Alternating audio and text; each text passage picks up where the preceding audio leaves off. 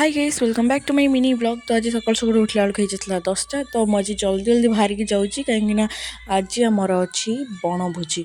तो आज आम क्लास पे बन तो मुझे जल्दी जल्दी चलि आठ देखते मुझे आसिक फाइनाली पहुँची गली। आम कुरकुरी किना पलि आसला। देखो भोजी एक्चुअली टाइम मिलनी 12टा किसी भी आसी ना आमर ए आसिक पहुँचला आलू पिज हरिका। तो ये आमर चिप्स खिया चलती सहित भी कम चलती ये आलू छड़ा छड़ा हरिका चलता। ये आम पिला तो बहुत टेंशन अच्छा कहीं एपला किसी भी होना ये आमर कड़े हरिका आसी माजिया को कहीं रोसे हम ना आधे तो ये आम लुण हरिका सब पकाई चिकेन मैरिनेशन होता। तापर ये आम मैडम आमर ये आलू हरिका छड़ाछड़ी करते जेहेतु आम डिपार्टमेंट करूँ पिला समस्ते तो सार मैम को भी इनभाइट करूँ। आम अनु मैडम कर पनीर।